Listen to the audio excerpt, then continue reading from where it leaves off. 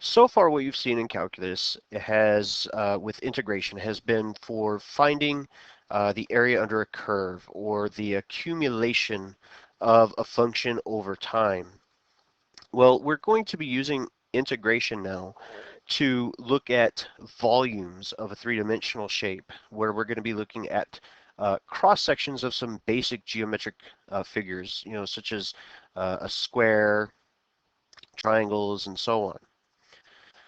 Now, when it comes to finding the cross-sectional shape, or what the dimensions of the cross-sectional shape, one of the dimensions that you're going to be finding, whether it's a base, a height, or whatever, it's going to be based off of whatever function that you have that's kind of making the geometric shape, or that's making our three-dimensional shape in the first place.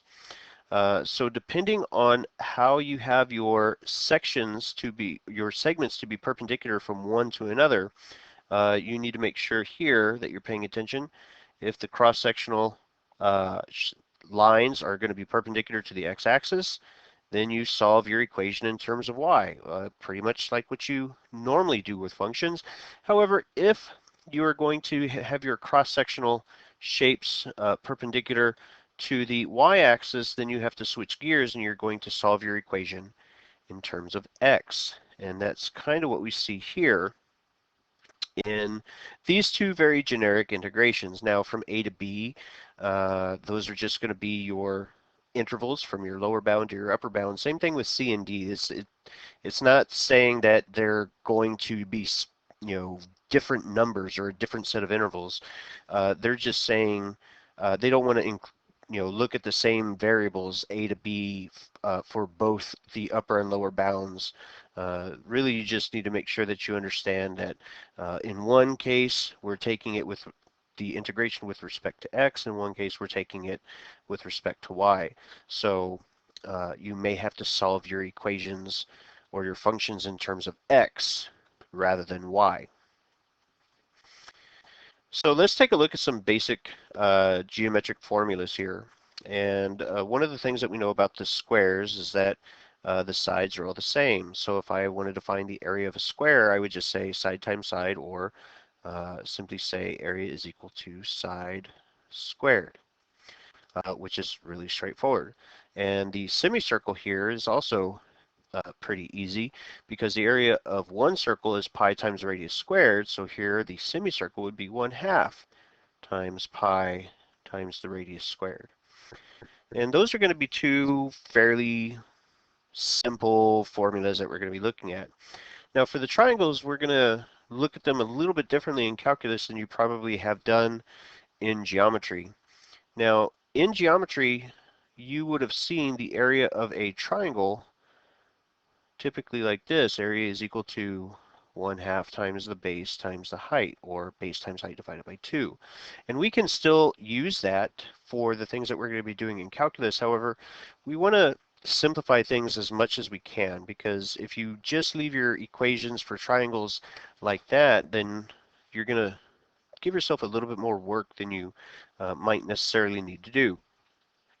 So let's take a look at our equilateral triangle. One of the properties here is that if I drop an altitude into the triangle from any of the vertices, it's going to take whatever the length of the side is, and it's going to bisect it. So whatever the length of the side is, this is going to be half of it. Or this bit here is going to be half of the whole thing. And I don't want to try and squeeze it in here, but let's take a look at the long leg.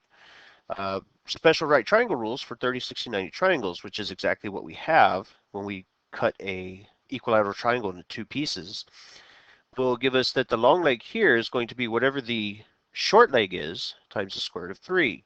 So in this case, I'm going to get s times the square root of 3 over 2. That's going to be the length of the the length of the long leg there. So if I kind of take those generic dimensions and plug them into the equation of the triangle for the area, I'm going to get 1/2 times the base, which is going to be 1s, times the height, which in this case is going to be s radical 3 over 2. And when you multiply through here, the two s's in the numerators are going to give you s squared times the square root of 3. And the two 2's in the denominator are going to give you a 4. So you can write it like that, or you can write it as radical 3 over 4 times the side squared. And this is probably going to be the more useful way of writing the area of an equilateral triangle. Now what about for the isosceles triangle here? The isosceles triangle here is going to be, again, fairly straightforward. Here this is S because those are the two sides that are going to be congruent in a right isosceles triangle, and this would be S radical 2 if you needed it for some reason. Well, we're going to simplify the area of a right isosceles triangle thusly. We're going to say area is equal to, 1/2 base times height, which in this case, the base and the height are going to act as the two sides. So that will give me 1/2 times S, which would be 1/2 times side squared. It's essentially the area of the square, but it's cut in half because that's essentially what a right isosceles triangle does. Now let's take a look at this last one here. If you notice, I have turned the isosceles triangle around here, and the way that we look at this is there's some key words here. Let me go to a different color here.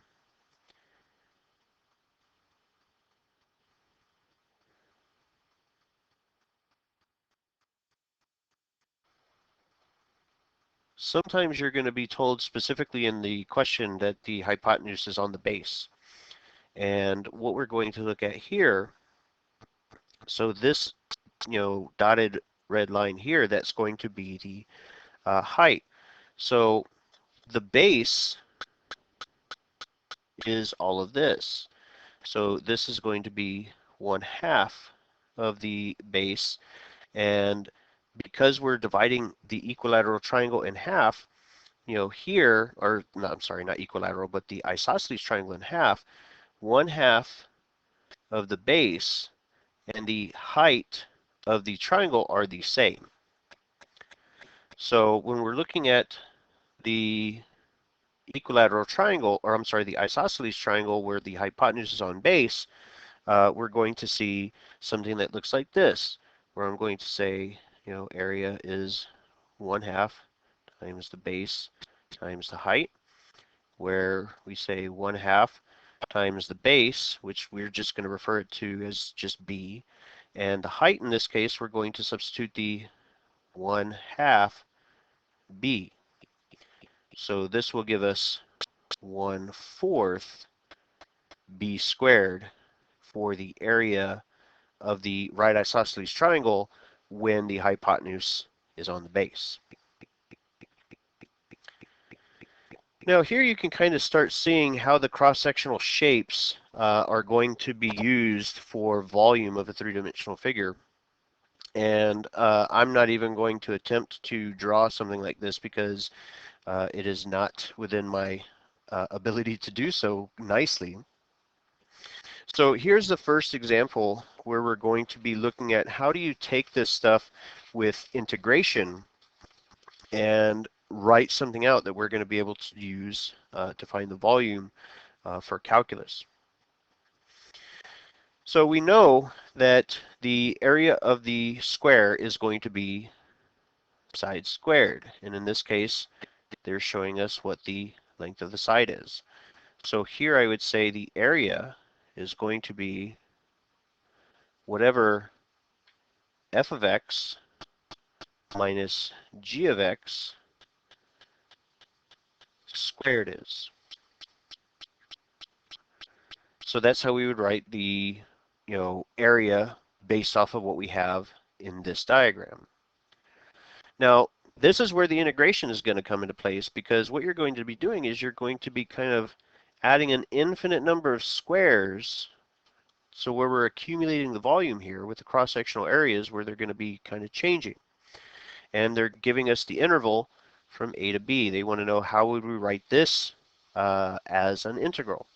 So I would look at this volume, in this case, to be the definite integral from a to b times f of x minus g of x squared dx. So let's move on, and we're going to look at a couple more of these with some, the basic shapes that we were just looking at on the previous slide there. Now we're going to be looking at the area with a semicircle. So here, pay attention to what it's telling you. In this case, you need to find the radius in terms of the functions, and then write the area for one semicircular cross area, or cross section, I should say. Well, here we know that this length right here, this is the radius, and of course we have the same thing here. This is the length of the radius. So the way that I'm going to be looking at the area of the triangle, or the semicircle here, is I'm going to say that the radius is going to be equal to 1/2 of f of x minus g of x. So the area in this case is going to be 1/2 times pi times the radius squared, which in this case, the radius squared is that whole expression that we had, the 1/2 times f of x minus g of x squared. Now, because we don't have any idea what the function for f of x or g of x are, we can't really do anything with those, but we do know that we are going to square the constant 1/2, and so that would give us 1/4, and we can pull that out as a constant that's ultimately just going to be distributed into the problem as we work it out. So this will give us 1/8 pi times f of x minus g of x squared. And that's how we're going to be looking at the area for the semicircle. And so now it's asking us to just write it in terms of an integral where we're going to be finding the accumulated volumes. So here we can say volume would be 1/8, 1/8, not 1/2. 1/8. If you want to, you could write it as pi over 8. 1/8 pi times the integral, the definite integral from a to b, times f of x minus g of x squared. And then whatever f of x and g of x are, that's where whatever those functions happen to be, that's where we are going to do some more work later. This is all just kind of abstract or abstract kind of reasoning here with the volumes. So now we're going to be taking a look at finding the cross-sectional volume using isosceles right triangles. And now this is, again, where it could change depending on where the base is going to be. You can see here in this case the way that the diagram has been drawn here, and the way that the diagram is drawn here, that the base is going to be one of the two legs of the isosceles triangle. So in this case, we have the area of a triangle to be 1/2 base squared. So here I'm going to say 1/2 times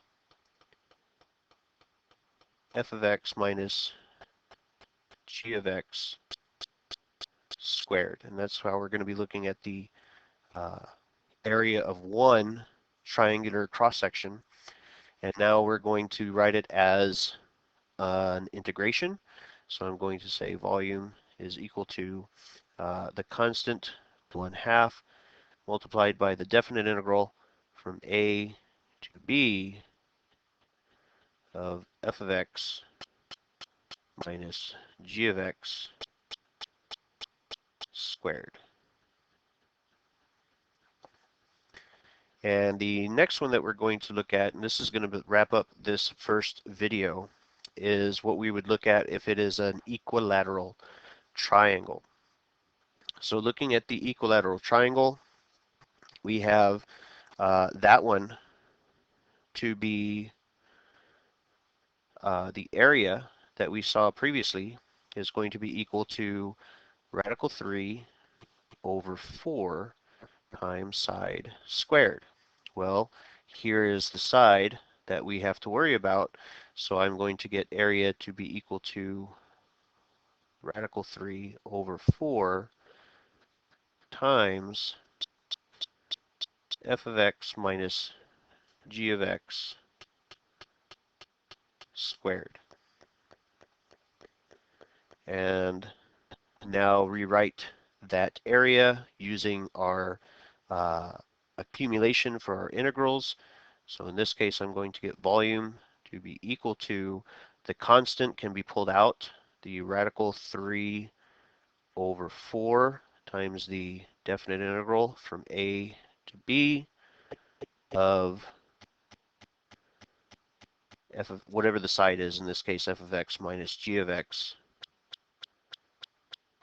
squared with respect to x. And that's going to kind of wrap up this first video here, where we're just kind of looking at some generalities when it comes to how we find the volume of a cross-sectional, the three-dimensional volume using geometric cross-sectional shapes, to be more specific. We're going to look at some example problems in the follow-up videos to this. So thanks for watching, guys, and take care.